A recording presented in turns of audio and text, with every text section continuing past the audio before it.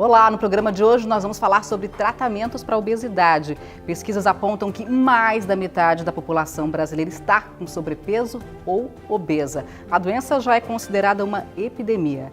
Agora, como tratar esses casos? Quando é que é indicada, por exemplo, uma cirurgia bariátrica ou a colocação de um balão gástrico? Todos os detalhes a partir de agora no Nossa Saúde.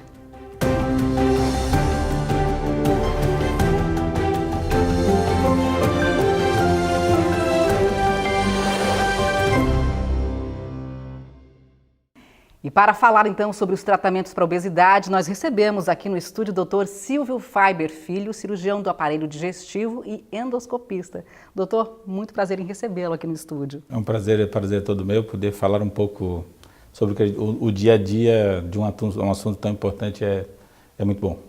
Para começar, para a gente contextualizar, né? A gente viu aí que esses estudos apontam, então, que a obesidade hoje é uma epidemia, não só no Brasil, uma epidemia mundial, na verdade, né? Sim.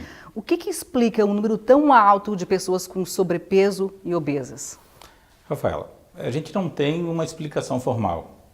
A gente tem uma tendência da população a cada vez mais não ter tempo para comer, não ter tempo, uma desculpa de não ter tempo para fazer atividade física, cada vez trabalhando mais. Eu acho que a crise também deve influenciar, porque cada vez mais correria, cada vez mais trabalho, cada vez mais o paciente não tendo muito tempo para se alimentar e comendo de coisas rápidas. Então o fast food, que era um privilégio só dos americanos, que hoje está no mundo inteiro, acessível, né? Sem sombra de dúvida influencia muito para a gente chegar hoje no número alto que a gente tem no nosso país. Um conjunto de fatores, na verdade. Sem dúvida, um conjunto de fatores. Agora, qual é a diferença entre sobrepeso e obesidade?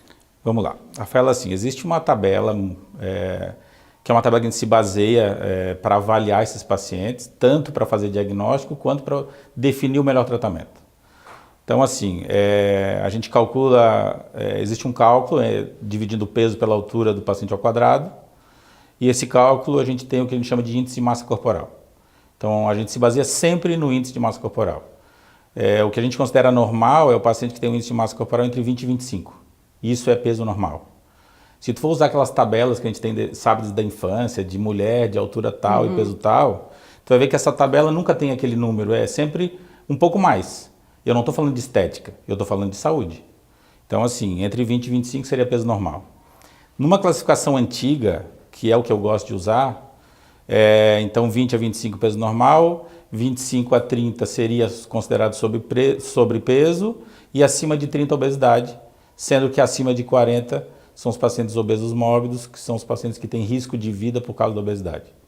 Numa classificação mais atual, e eu acho que isso foi mudado até mesmo pelo número de pacientes que estão correndo risco, que é cada vez maior, eles já consideram essa faixa de sobrepeso como sendo uma obesidade grau 1.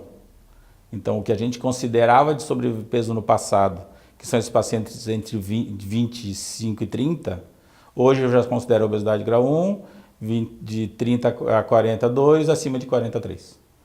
Então, seria só uma classificação para a gente tentar deixar mais didático. E o senhor falou que a partir dessa tabela, dessa classificação, então o médico vai indicar o tratamento o melhor tratamento para cada paciente, sem dúvida. Quando é que o remédio é eficaz? Vamos lá. Todo paciente que está acima do peso, ele não tem que procurar um cirurgião.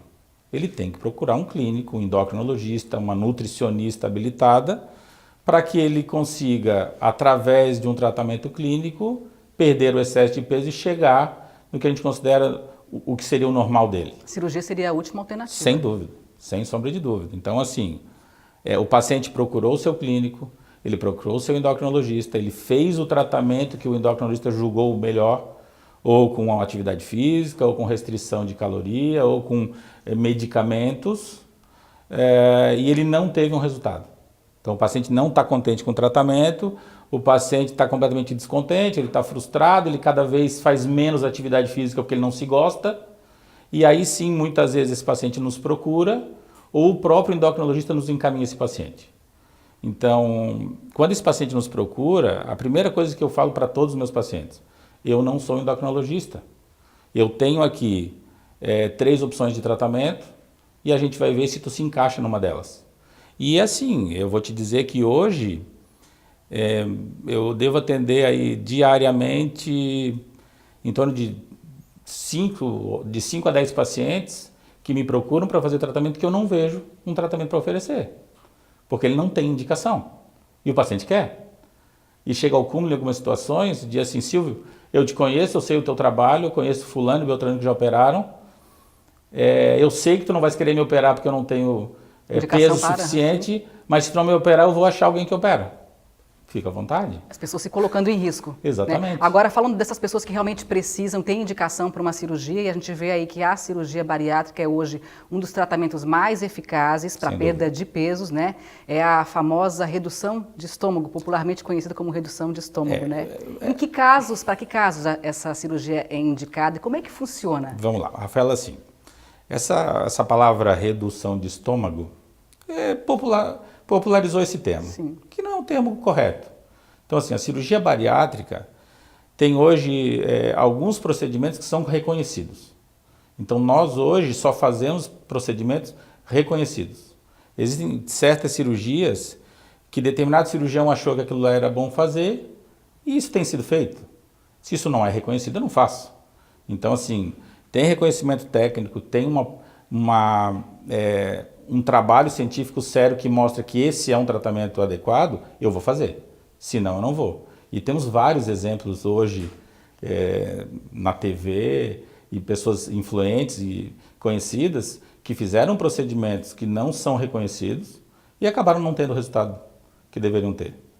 Então, assim, o paciente que hoje nos procura e a gente define por sendo um paciente candidato à cirurgia bariátrica, ou é o paciente que é um obeso mórbido, ou seja, a gente faz o cálculo e ele tem um índice de massa corporal acima de 40. Sim. Então, se ele tem 40 ou mais, sim, ele tem indicação de uma cirurgia bariátrica. O outro paciente é um paciente que não tem 40, ele tem uma obesidade grau 2, ou seja, ele está entre 35 e 40, e ele já tem alguma doença causada pela obesidade.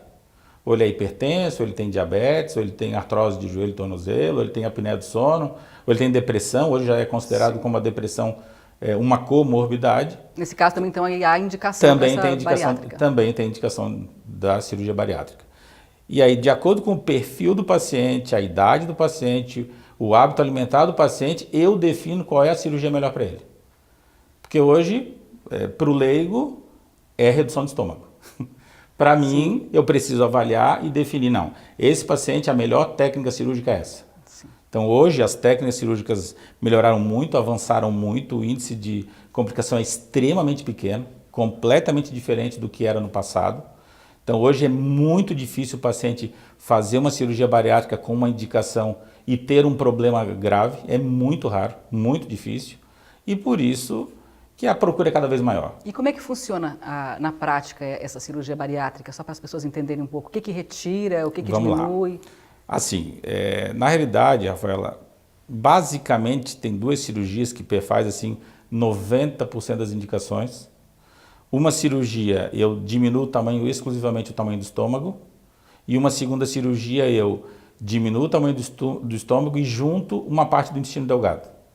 Então, essa cirurgia que reduz o estômago e junto uma parte do intestino delgado, eu julgo como a melhor cirurgia, que tem o melhor resultado. Mais eficaz. Que é mais eficaz por quê? Porque é o paciente que tem a maior dificuldade de reganhar peso no futuro.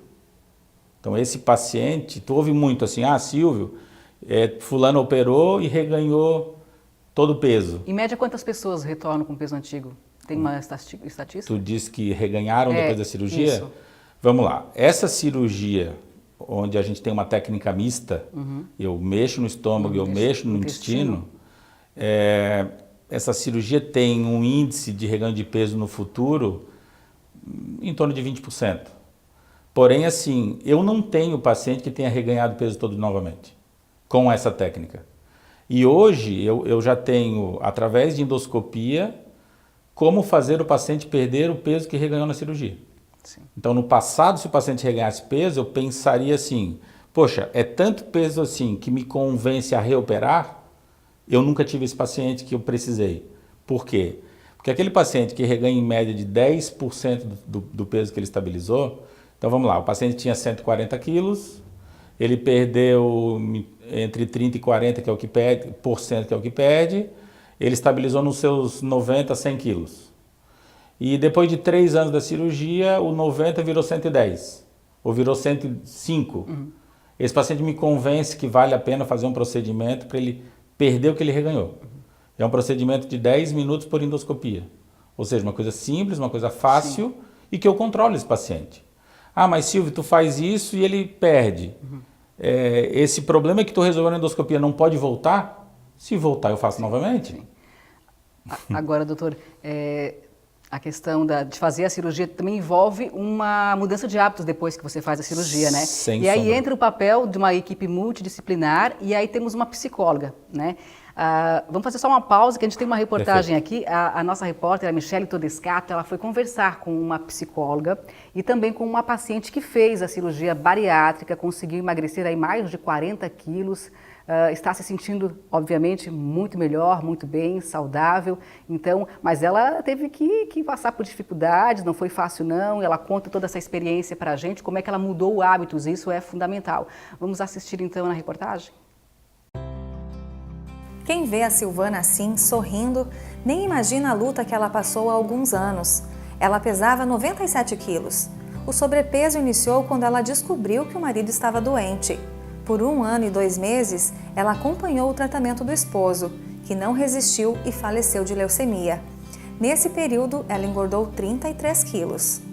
Não tinha rotina, não tinha horário, né? E alimentação, eu acho que o ponto principal é a alimentação errada.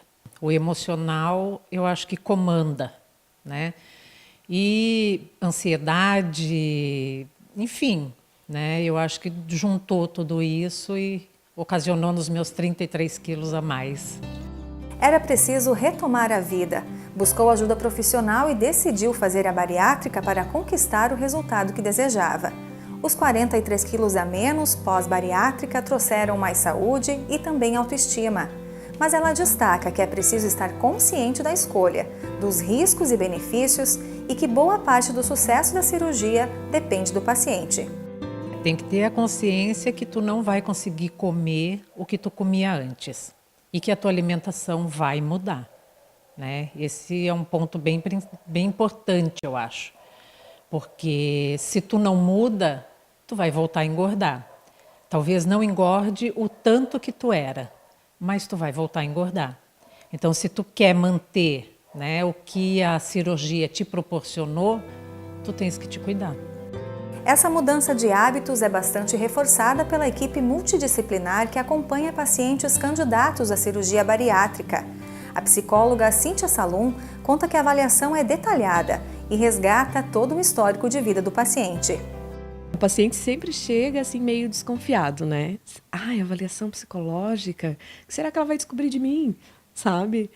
E não é essa a intenção, né? A intenção é avaliar o paciente e ver suas forças e fraquezas, enfim, para enfrentar um procedimento que é bem invasivo, né? Que é a cirurgia. No caso da cirurgia, tem o balão, que não é tão ruim assim, né? Uma colocação é feita aqui mesmo, mas no caso da cirurgia, a gente precisa avaliar esse paciente, né? De todas as formas, a forma como ele vive, o seu histórico, todo esse tipo de coisa importante que é do dia a dia dele. A psicóloga reforça que a cirurgia ajuda a conquistar os números desejados na balança, mas para o sucesso, a mudança de comportamento deve ser constante. Tem que entrar nisso com um pensamento bem realista, sabe? Bem pé no chão. Dizer, eu tenho que fazer essa mudança, senão não vai dar certo. Depois da cirurgia, eu acho assim, eu me gosto muito mais, né? E a cirurgia foi um trampolim para eu chegar onde eu tô. E hoje eu me sinto muito bem e realizada. Doutora, a gente viu aí a reportagem então, né? A Silvana perdeu 43 quilos depois de fazer a cirurgia bariátrica. Agora ela deixa bem claro, né? Que precisa de uma mudança de comportamento. Ela hoje tem o acompanhamento de uma psicóloga e o senhor faz questão de frisar, né? Que o apoio de uma equipe multidisciplinar, ela é fundamental nesse processo. Rafaela, sem dúvida alguma, se eu não tiver uma equipe multidisciplinar competente, eu não tenho o mesmo resultado. Eu não tenho como generalizar, Rafaela. A Silvana sempre foi uma paciente extremamente dedicada, aplicada, que sabia exatamente o que ela tinha que fazer para chegar onde ela gostaria de chegar. E ela chegou com muita facilidade. Nem todos são assim. Em quanto tempo a pessoa perde peso depois de fazer a cirurgia? Normalmente a cirurgia faz o paciente perder peso entre 12 e 18 meses. Então ele estabiliza o seu peso entre 12 e 18 meses, a média mais perto do 12 do que de 18. Então esse paciente que eu operei, eu indiquei porque eu quero que esse paciente perca entre 30% e 40% do seu peso inicial. Então se o paciente fizer cálculo, ele não está no seu peso que ele considera ideal.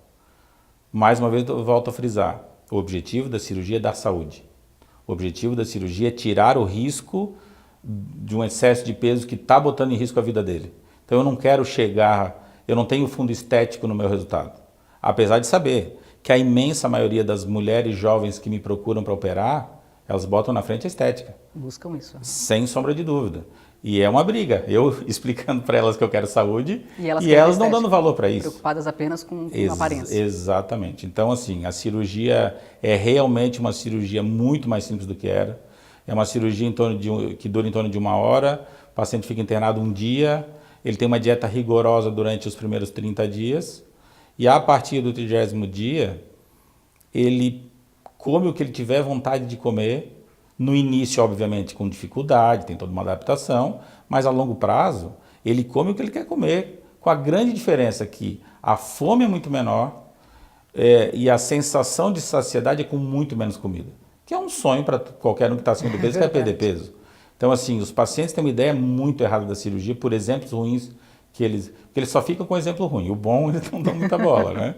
Então, assim, é realmente um procedimento muito mais fácil, muito mais simples e não existe forma mais fácil de perder peso do que o tratamento cirúrgico. Para um paciente com obesidade desde que o paciente mórbida, né? tenha uma indicação, sem sombra de dúvida.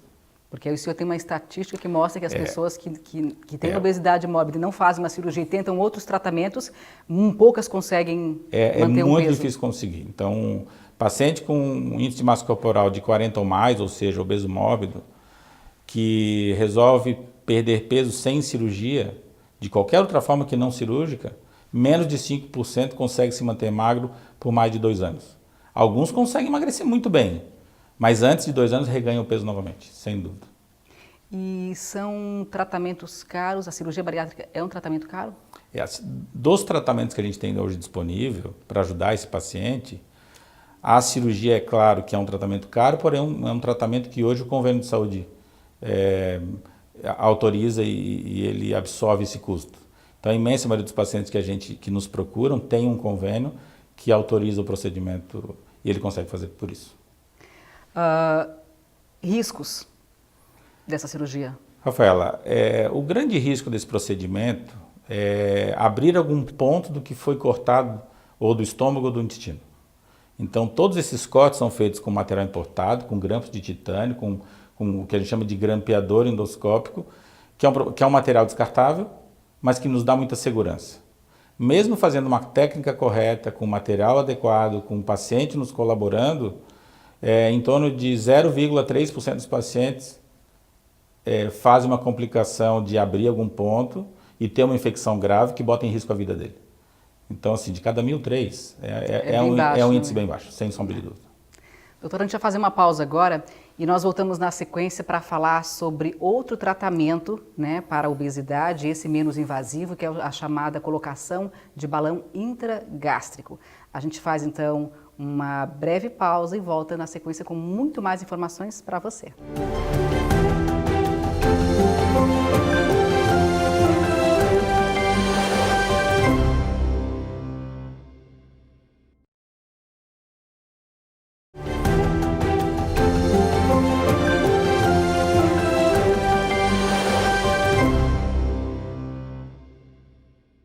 Estamos de volta então com o programa Nossa Saúde, que hoje está falando sobre tratamentos para a obesidade. O nosso entrevistado é o Dr. Silvio Faiber Filho, cirurgião do aparelho digestivo. Dr. Silvio, continuando aqui a nossa conversa, agora a gente vai entrar na questão da colocação de balão gástrico, que é um outro tratamento para a obesidade, esse menos invasivo do que a cirurgia bariátrica. Sim. E é um procedimento que tem crescido bastante. A gente vê aí muita gente optando por esse tratamento. Sem dúvida.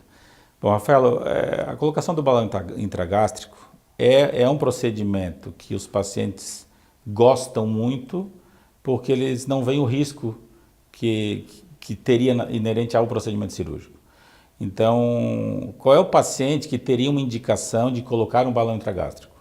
Normalmente é a mesma coisa, é o paciente que procurou um endócrino, que procurou um clínico, que tentou perder peso sem colocação de balão e acabou tendo uma indicação ou veio procurar informação do balão como uma forma de ajudar no emagrecimento. Esse paciente, obviamente, não é o paciente que tem indicação cirúrgica, a não ser que seja, numa exceção à regra, onde eu tenho um paciente que é um hiperobeso, ele está acima da classificação da obesidade mórbida e que eu vejo um risco grande de operar, esse paciente eu acabo colocando o balão, fazendo ele perder aí seus 20, 30, 40 quilos para depois fazer uma cirurgia. É uma exceção à regra. É cada vez menor o número desses pacientes, porque como a cirurgia hoje a gente faz por videolaparoscopia, sem cortes grandes, sem uma exposição, o risco é muito menor. Então é muito raro achar um paciente que eu não consiga fazer uma cirurgia por vídeo direto. Sim. Mas tem o hiperobeso com restrição respiratória, que o cardiologista avaliou e disse, olha, Silvio, esse paciente tem um risco enorme de operar. Eu coloco um balão, eu faço ele emagrecer, depois eu reavalio ele com o cardiologista e se o cardiologista achar, não, Silvio, ele continua obeso e agora dá, eu faço a cirurgia. É a exceção. A imensa maioria dos pacientes, eu vou te dizer assim, 95%, é o paciente que não tem indicação cirúrgica, que está acima do peso e nos procura para colocar um balão como um auxiliar para ele perder peso. Então, quem é que pode colocar um balão intragástrico? Todo paciente que tem índice de massa corporal de 27 ou mais. Então, assim, entre 20 e 25 seria peso normal, 27 acima, ou seja, 27 a 40 é o paciente que eu coloco o balão intragástrico. É muito comum o paciente vir consultar procurando um balão e eu avaliar e achar que não, que o ideal é operar. Sim, e vice-versa. E vice-versa, pois é. Tem muita gente que procura, então, uma cirurgia dessa, por exemplo, por estética? Gente que, de repente, não precisaria Sem tanto, dúvida. que poderia emagrecer de outras formas e ir por estética. É extremamente comum, Rafaela, principalmente as mulheres jovens. E aí, qual é o procedimento Então, a elas partir disso? nos procuram para fazer cirurgia. Na avaliação, eu vejo que essa paciente não tem indicação cirúrgica e eu sugiro a ela um balão intragástrico. Então, o pior perfil que existe para fazer perder peso é a mulher comedora de doce. Então, assim, a mulher comedora de doce, ela sempre está abaixo da estatística que eu quero do emagrecimento. Então, quando eu faço a cirurgia, eu tenho uma perda entre 30 e 40, essa paciente é um pouco fica abaixo. Eu já conto ali, em vez de 30, é 27, 28. E quando eu coloco um balão, é a mesma coisa. Então, a perda média de um balão intragástrico é 15% do seu peso inicial. Em quanto tempo? Existe um balão de 6 meses, existe um balão de 1 ano e hoje a gente raramente usa esse balão de 6 meses porque, sem sombra de dúvida, esse balão de 1 ano é melhor. Ele tem um resultado melhor para fazer esse paciente emagrecer. Então, assim, essa paciente não tem indicação cirúrgica, a gente avaliou e achou que vale a pena colocar um balão nela. É um procedimento extremamente simples, é uma endoscopia, então a maioria das pessoas já fez uma endoscopia, viu a facilidade que é, sem anestesia geral, é um sedativo leve, o paciente chega na clínica, faz a sedação, faz a endoscopia, coloca esse balão no estômago, enche o balão com um volume determinado e ele acorda e vai para casa. Então, assim, esse paciente ele perde em média 15% do seu peso inicial durante esse 1 ano. O balão que a gente mais usa é um balão que a gente chama de balão ajustável. É o único balão no mercado que eu consigo, no meio do caminho, mexer no volume dele. Então, qual que é a grande vantagem disso? Todos os balões a gente coloca e em determinado momento ele para de funcionar. O organismo se adapta e o paciente não perde mais peso. Tem paciente que isso acontece no 2º mês, alguns no 3º, alguns no 4º. Então, se eu tenho um balão ajustável, no momento que isso acontece, o paciente sobe na balança e não perde, e a gente vê que não tem perda, a gente faz uma nova endoscopia, enche o balão mais e ele passa a funcionar novamente. Então, sem sombra de dúvida, é a melhor opção que a gente tem hoje no mercado. Então, quando a gente chega a 1 ano, a gente faz uma nova endoscopia esvazia esse balão e retira o balão por endoscopia, uma coisa realmente simples. E uma coisa que o senhor estava me contando antes de começarmos a entrevista é que muitos pacientes que fazem a colocação do balão intragástrico acabam, depois de um tempo, recuperando o peso perdido. Por quê? Vamos lá, Rafaela, assim, eu costumo brincar com meus pacientes e passar para eles um dado que é o que eu vejo no meu dia a dia. Quando eu faço cirurgia bariátrica, 80% do resultado depende de mim, de como eu fiz a cirurgia no meu paciente, de qual foi a indicação que eu fiz. E 20% é a ajuda que ele vai ter. É a minha equipe de multidisciplinar, é o meu endocrinologista, é o meu psicólogo, é o meu educador físico. Uhum. Quando eu coloco um balão é o contrário. 20% é o meu trabalho e 80% é a ajuda da pessoa. Que o paciente, como o paciente vai encarar isso. Então, assim, eu tenho resultados fantásticos com balão e tenho resultados ruins. Então, assim, a culpa é do balão? Não. A culpa não é do balão, o balão é o mesmo.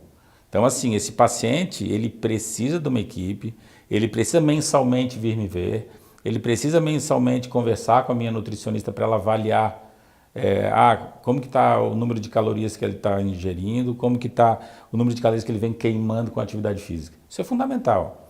O paciente que chega para colocar um balão, achando que o balão é mágico e que ele não vai precisar ajudar, ele se decepciona. Eu não quero esse paciente. Está iludido, né? Sem sombra de dúvida. É fundamental que a pessoa se conscientize de que a mudança de hábito é fundamental e sem isso ela pode até emagrecer naquele primeiro ano, porém, depois... Assim, o balão é o start.